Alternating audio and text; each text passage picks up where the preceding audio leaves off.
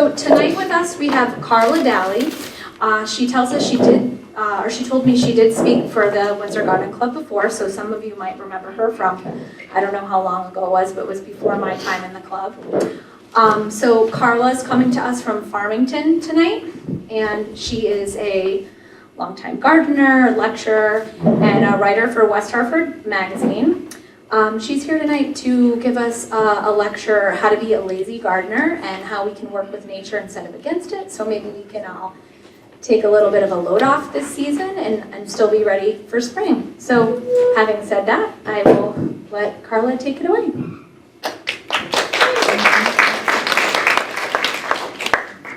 Thanks very much. I've got handouts for everybody, so you don't have to worry too much about taking notes.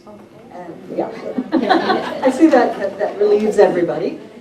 Oh, okay, great, thank you. And I've already told Tom he has to go home because he is not a lazy gardener. So there's nothing here that he can learn from this. But no. Throwing out a garden club. Well, no. He's welcome to stay, but I'm sure he's not really going to benefit much. Anyone who plants 300 bulbs rips them all out and then fills it back up. This is not going to be the presentation for him. Not a lazy gardener. And I was telling another member of the club that this came about, this really is the result of, it's based on, among other things, someone commented on I have Doug Tallamy's book, Bringing Nature Home.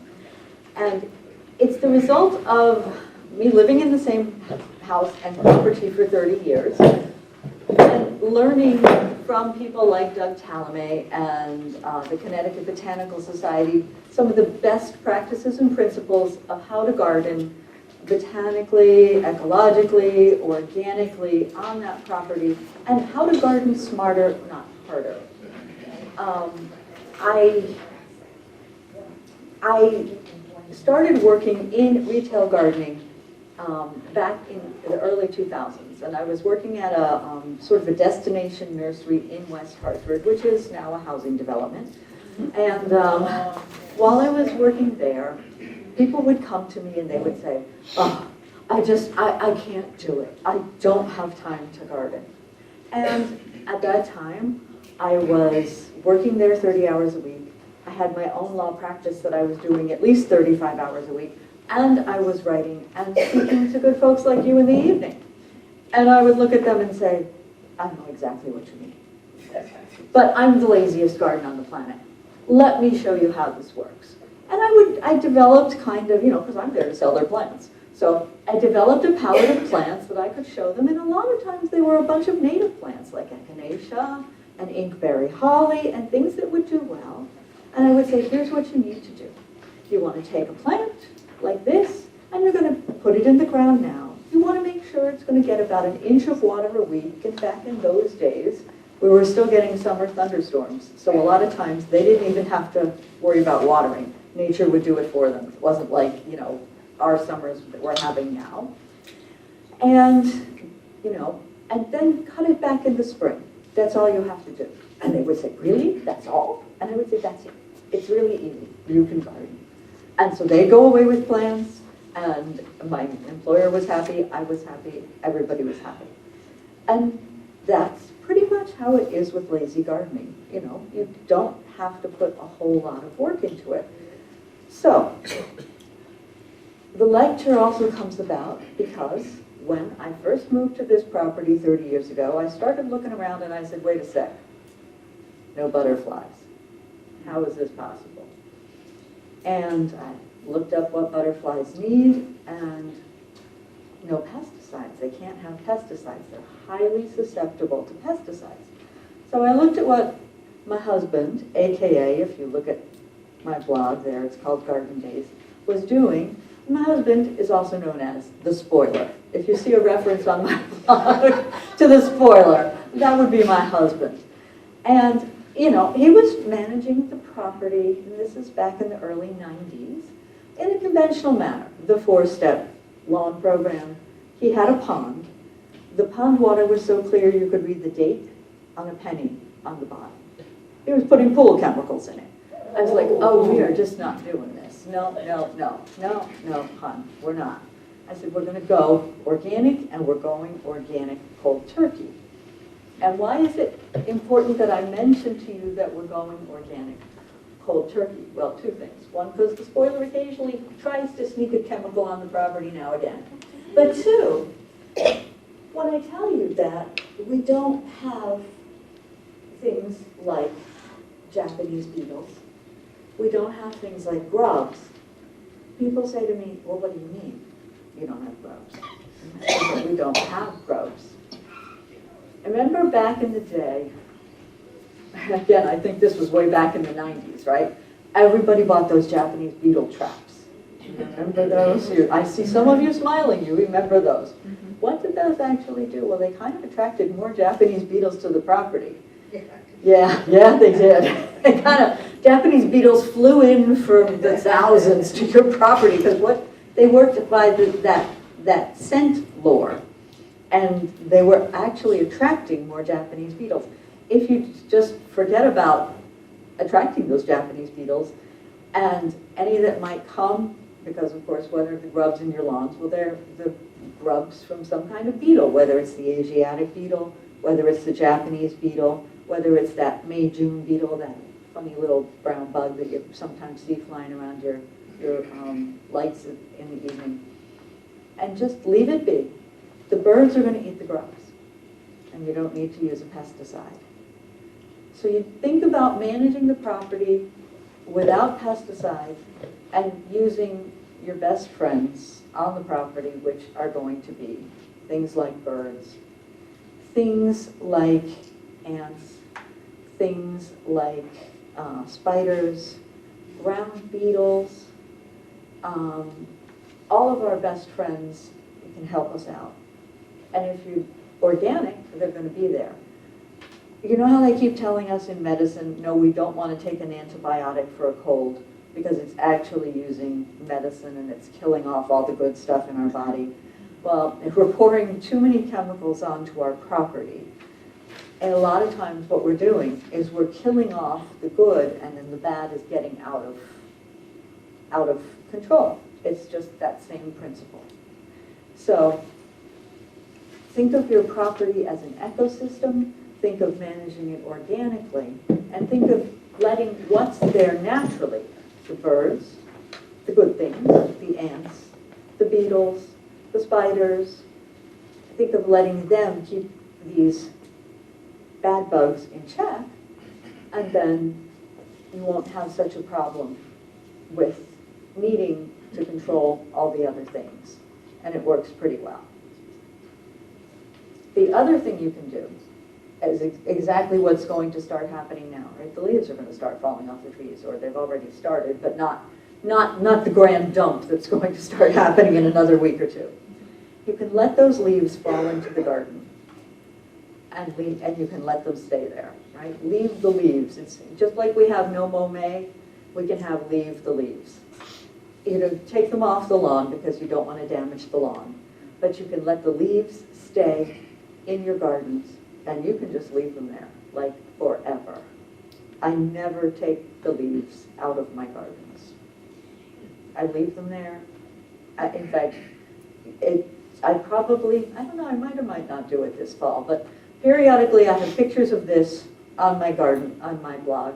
Usually I'll do it late November when it's really obvious, when there's nothing, because the leaves have to fall off the plants too. Yes? How about the oak leaves? Oak leaves are fine. I know everybody's always said, oh no, they're terrible. They don't mat down, or the tannins come out, or any other thing. Oak leaves are fine. They're discovering that that's just a myth. You can put, because believe me, I have oaks. Oaks, Doug Tallamy wrote a whole book about oak trees. And he said that, you know, everything they say about oaks, don't worry about a thing. Oaks are the #1 tree that you want on your property for many, many reasons, other than the acorns which fall all over your feet. But actually, you want all those acorns because they feed the wildlife. But the oak leaves are fine to go into your garden. They're going to be just fine. They're in my gardens year-round. They're not causing a problem. I can tell you that. They're just perfectly fine. I'm on rock ledge. My soil is so acidic, it's a 3.1. There's nothing that an oak leaf is going to do to my soil. It just can't do it any damage. So I have 267 feet of white pine behind my back, my west border. The pine needles blow in. There's nothing those pine needles are going to do to acidify my soil any further. They stay in the garden too. So it's just fine. There's nothing that a big dump of pine needles or a big dump of oak leaves can do to any further acidify soil that is already 3.1. So there's another, if you don't know the pH of your soil, you might want to think about getting it tested. Because we all hear these things, oak leaves are bad for your soil or pine needles are bad for your soil. But what is your soil pH? If you know it's already 3.1, you're going to know that an oak leaf or a pine needle cannot possibly do it any harm. So that's where I'm coming from personally on my property. And why my soil is so horrifically acidic is because I'm on bedrock. And the rocks jut out of my soil, sometimes up to 5 feet into the air. And that's what makes my particular piece of property so acidic. So, that's just part of my particular ecosystem in my yard. So if you don't know, if you haven't had your soil tested, you might want to do that and find out what your soil is. I mean, I could take all, you know how if you've been in Home Depot or Lowe's, you see those pallets and pallets of lime on the ground and in the air. I could take all of that and dump it on my yard, and it would not bring it up to a lovely, loamy 5.5. It just wouldn't change it enough to do that, just because it's so acidic. So again, this is part of lazy gardening. You need to know your soil pH. You need to know what helps and what doesn't. I mean, I could lime till I die, and I'm not going to get what conventional soil and and the English garden people tell me should make my yard, perfect. It's not great for grass, but my husband's yard helper was out there with the little hand rototiller thing because my husband thinks he can grow grass. The spoiler thinks he can grow grass. He's out there trying to till it up again today. And I just shook my head and said, wouldn't it be nicer if we just spread a little milk and tried to encourage the moss that's already there to come up and grow? That would be the lazy gardening thing to do. We wouldn't have to mow it. Milk? No. Milk. Milk. Yeah. Yeah, So that's how you encourage moss. Okay. Yeah. Didn't know that. Oh, yes. Buttermilk optimally, but that'd take a lot of buttermilk. So, especially at these prices, I mean, I'm going to go with straight milk.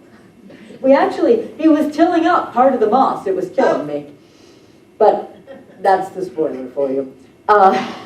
Yeah, moss is actually I think I even had a picture this summer of, on my blog, a picture of some of the moss in my lawn and showing how it was dry and brown. And then a couple of days later, we got a little bit of rain showing how it just beautifully greened right up again. Moss is incredibly drought resistant, and it greens right up the second you get rain.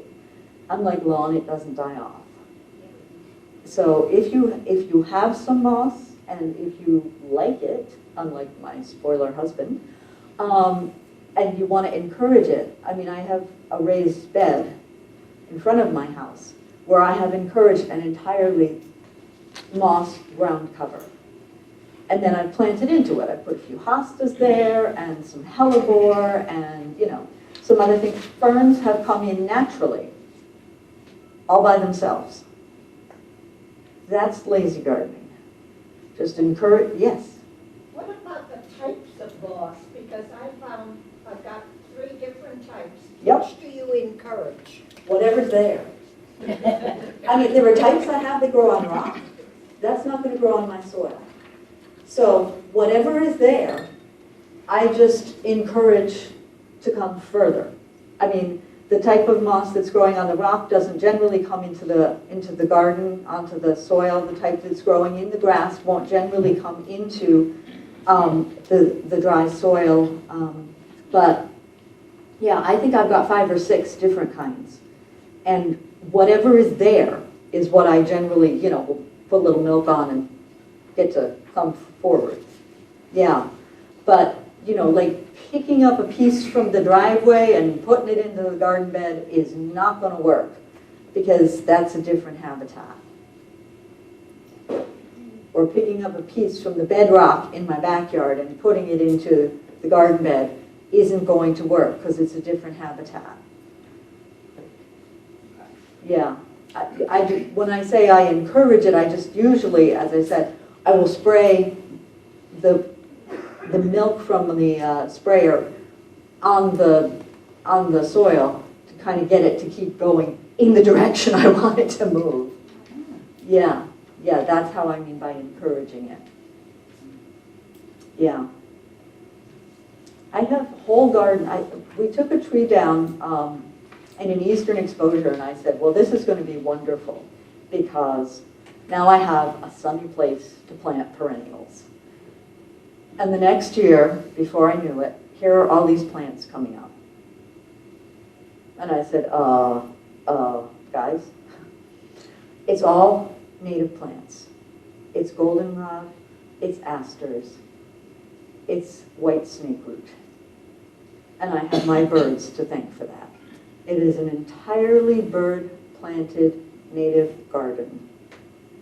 And I mean, I can't even get a trowel. The roots on those native plants go so deep, I can't even get a trowel in to kind of transplant some out and get a real plant in there, a real plant, something I bought. One of those real plants as opposed to the bird-planted plants. I mean, it's the craziest thing. It is this whole garden that the birds planted. And it's all late flowering pollinator plants that the birds planted. And I'm so blessed by that because, I mean, the thing is just covered with bees and it's wonderful. Yes? It is marvelous, I have to admit, but I'm a lazy gardener, have been for years, but I find that it gets away from me. So those sorts of areas, you get over-dominated by one of the things or 2 of the things, and I find I have to dig the whole thing out, which becomes an incredible chore to get it to sort of calm down and, okay, now go again. But it's not lazy.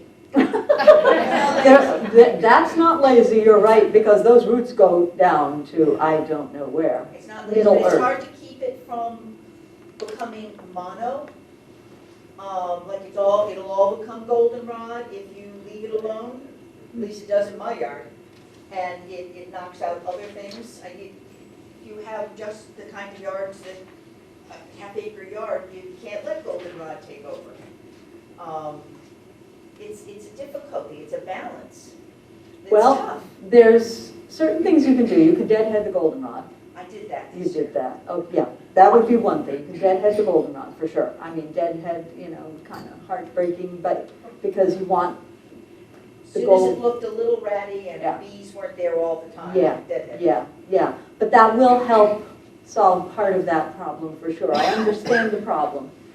It's not doing that in my yard yet. I have a lot of shade, and that may be partially why.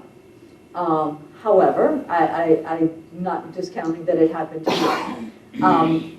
There is always that management issue. I mean, if you do have a lot of sun, which I'd love to be blessed with, but I don't. Certain things, I mean, let's face it, meadow management is a thing. And you're managing a meadow. So to do that, I mean, in the wild, I mean, if they're these big habitats where they put them in the front yards of, or the side yards of big office buildings, they go in and mow a couple times a year. So, it's a thing. Meadow management is a thing. So there are ways to deal with that sort of thing. Deadheading is a good solution. Yeah, yeah. And refer to paragraph 1A. Okay. Thank you. Did you get one? Yes. So, some of the other things you can do as you are considering, if you haven't transitioned over to, quote, lazy gardening yet, if you're still managing a huge crop of perennials, as we're talking about, like some of these more aggressive, we're not calling them invasive because they're native, perennials like the goldenrod or things like that, consider transitioning to shrubs. Shrubs are a lot less work. Shrubs are a lot less work. And there are lots of beautiful, wonderful native shrubs. I think, unfortunately, this book is out of print, but it's Native Plants for New England Gardens.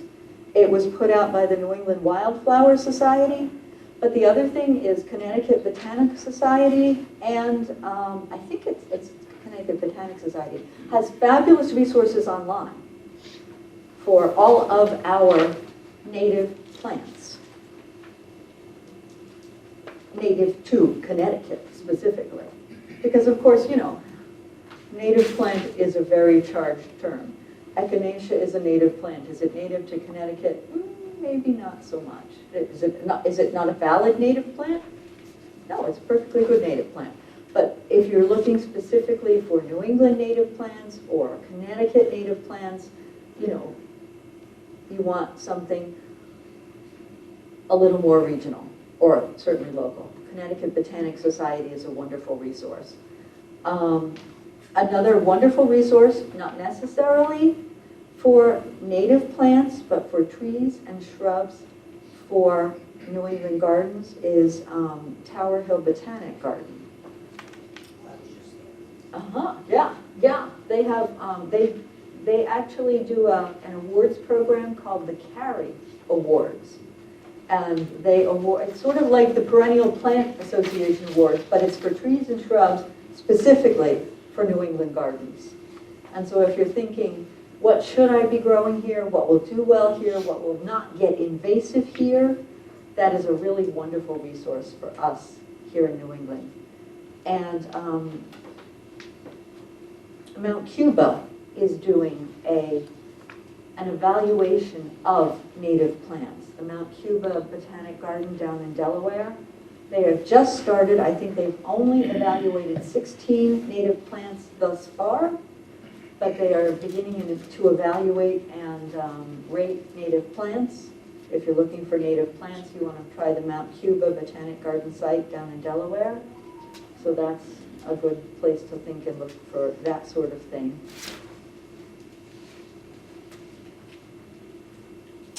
What else can I tell you? So do you, I'm sorry, No. do you mulch on top of the leaves, or do you just use the leaves as mulch? I only use the leaves as mulch because I have very heavy wet clay. And if I were to mulch on top of that, it would really be too much. As it is in the spring, I have a problem with my plants rotting. But, you know, for two things. If you don't like the look of the leaves, I mean, I think I was starting to say that, you know, maybe in November or December, I will put a picture on my blog of, look, this is how I do it, this is what I do, here's the leaves in my garden, and then I get these comments about, oh, that's so ugly, how can you have that? And I will say, I'm sorry, is the forest floor disgusting and ugly? What is so ugly about looking at leaves on the forest floor? I mean, there's nothing ugly about leaves on the forest floor. Why is it ugly in a garden? But if you don't like the look, if you're concerned your neighbors might not like the look, which, you know, depending on the neighborhood and how close you are to your neighbors, I'm not all that close to my neighbors. I do have a garden right down, two gardens right down on the street, and nobody says peep to me, but that's, I might be very lucky in that regard. That doesn't mean you all might be that lucky in that regard. You can put a thin layer of mulch on top of those leaves. But the thing you want to do, when the leaves are falling in there naturally, they're going to fall in there naturally, and they're going to settle and then freeze, you know, in nature's time. If you're going to mulch, you want to make sure you mulch after the ground freezes.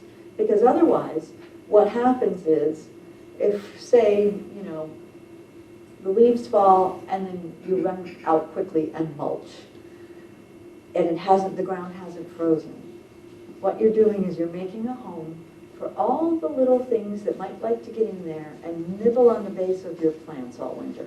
The little voles, the little mice, the little anything that you can think of that does bad things in the garden. And you don't want that. But that happens under the leaves. Yeah. It can. But it's, the leaves freezing in the garden is a natural process though, and nature, you know, takes care of that. If you're mulching, you just make it that much more inviting. So you want to make sure you do that after the ground freezes. And lately, that hasn't been until December. So just know you're going to be doing that in the cold and probably the wet. I know we talked about not liking the cold and the wet. So I'm right there with you. I don't like to be out in the garden in the cold and the wet. So that's why I just let, and you know, as I said, it's a problem for me. I can't even plant in the fall because it's not a problem. You know, the soil is warm, everything is great, but the plants die because the ground is so wet in the spring. Yeah, so I lose that. Yes. I have a question, Karla. Why is it that you see so many landscapers mulching all the way up the side of the tree? The volcano mulch thing, because they don't know any better. It drives me crazy. Yeah. I see it over and You over. do. You know what I think they might be thinking they're doing?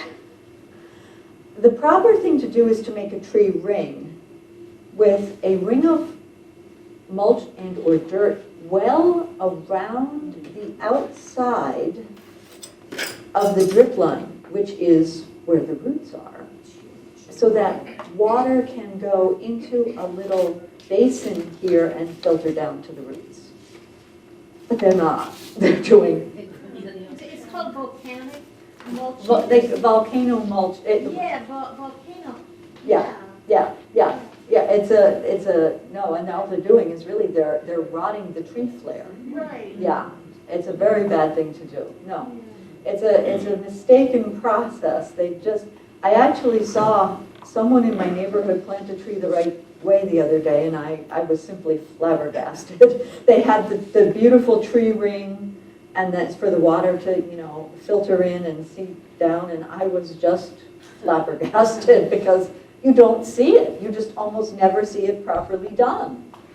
And that's what they should be doing, making this big outer ring way out. I mean, because the roots of the tree are mostly in the 18 inches of soil, but they go way the heck out, way out beyond where, you know, the tree is. And, you know, if you have a newly planted tree, it's usually got a small caliper trunk like this, and you want to go way the heck out here with that ring for the water to filter down, because the roots are going to flare out and ideally fill up that space and absorb water. And they're not going to be in here, I promise. And the danger is, if you do put this volcano mulch here, the tree might develop some roots here, and then that's just a disaster. That's just what I was gonna say. Mine got piled up too high, like a volcano, if you wanna call it. And 2 years later, my trees were dying. Two of them out front, two Norway maples, I guess they were. They were there when we bought the house. And they got strangled, they got choked. There's a name for it. I don't know what it is. But that's what happened, I lost 2 trees. Big, nice looking trees. Yeah, that can happen. Your roots can come up and strangle the base of the tree in that mulch. Yeah. Do you do the lasagna gardening, way of gardening? I don't, I know what it is, but I don't do But it. you don't do it, do you think it's a good idea? I mean, I've done it, and I like the results, but I would assume that would be part of lazy gardening. Lasagna gardening could be a way of lazy gardening, yes, but I don't do it. You could definitely do it. I have too many critters in my yard to grow. Lasagna gardening is generally for food gardening. And I do it for flowers. do you for flowers? Okay, okay, but I don't do it because I grow my food indoors, believe it or not, because I just have too many critters outdoors to grow food. No. Yeah, yeah, you could do it for food, for flowers, sure. You had a question? Yes, I was kind of surprised myself. I live in Walden Woods now, and they were planting some new trees, and they were one right next to our neighbor, and they did. They put the, Ah, yeah, and I saw it in a couple other spots. I was surprised. I said, oh, gee, that's really good. Glad they did that instead of always that where it doesn't belong. So So there maybe they are- learned. a couple of people who actually know how to plant a tree. That's very refreshing. Good. Especially what you pay for trees and then to have them planted. It's almost as much, to have them planted, what you pay for it, delivery and planting. Yeah, yeah, absolutely. So let's see. A few of the other things I have to tell you, I think I've covered most everything.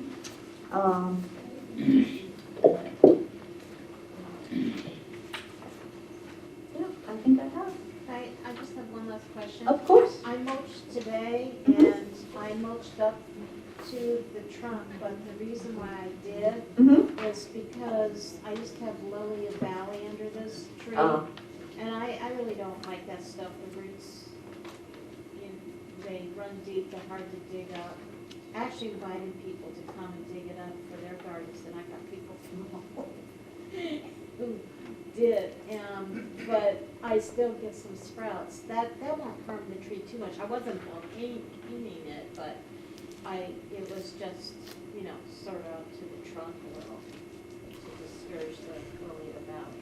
And I have cardboard, I did some sheet mulching underneath that. How deep did you mulch over the tree? Like this, like that, because it's cardboard sheet mulching and then that on top. It wasn't like, And what kind of mulch? natural cedar. Okay, that's pretty light. Optimally, I mean, I can rake it back a bit tomorrow.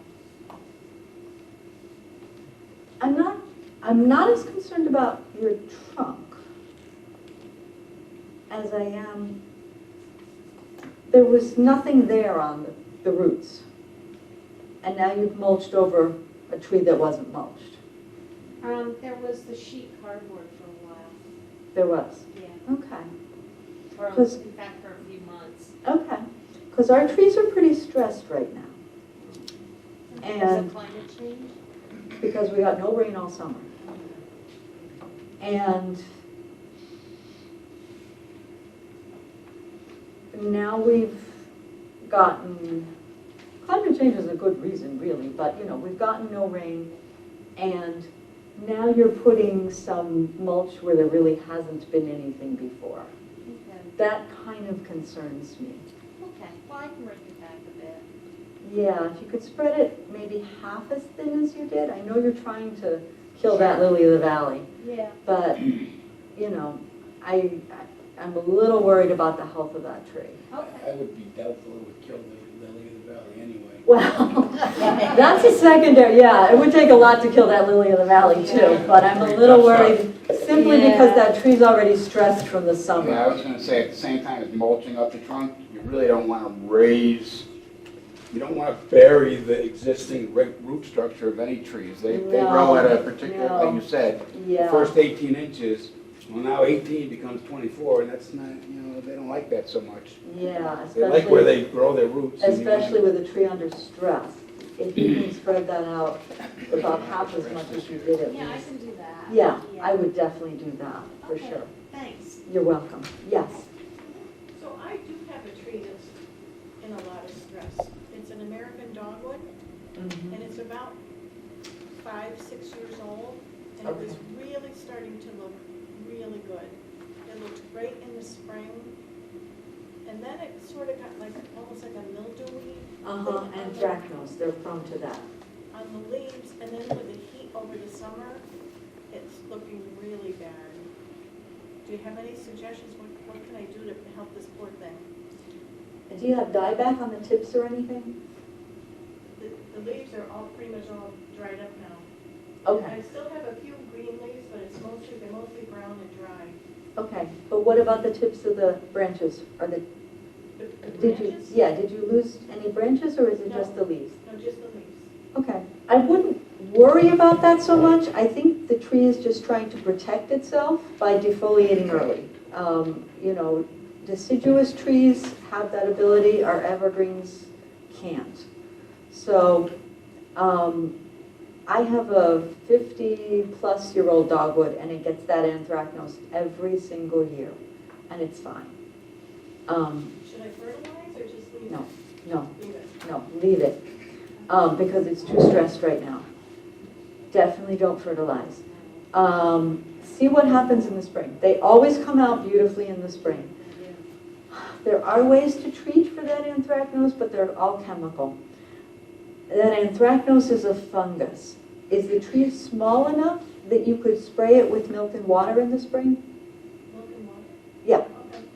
Milk, I know, everybody's now looking at me like I have 3 heads. Milk and water is an old farmer's remedy for fungus.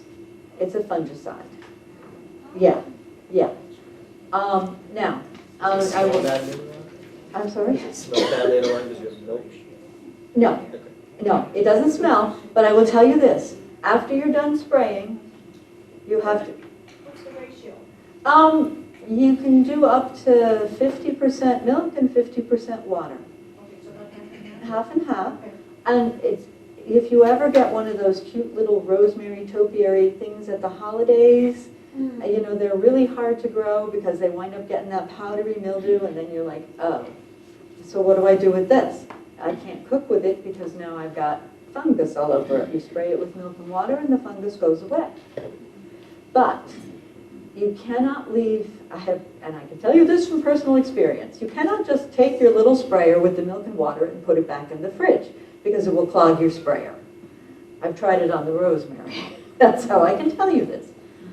So, you know, if you make up your milk and water sprayer and spray your tree and there's anything left over, just pour it down the drain and clean out your sprayer really well, or you're going to have a clogged sprayer that you're not going to be able to use again.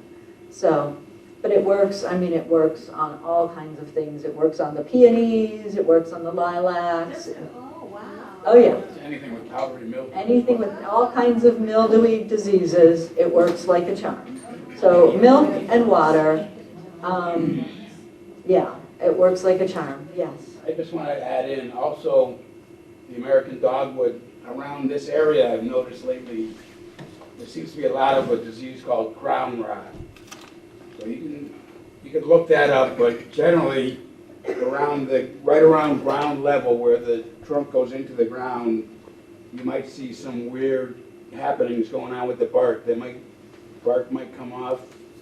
And unfortunately, it's a fatal disease. And my neighbor lost a tree, and I've seen another tree that's in decline right in the neighborhood. I don't know, I think it's, if you get it in your yard, they recommend, you know, cut the tree down as quickly as you can so you don't infect other areas. So I take it that means it's sort of communicable. My neighbor's lost too. Isn't that spread by borers?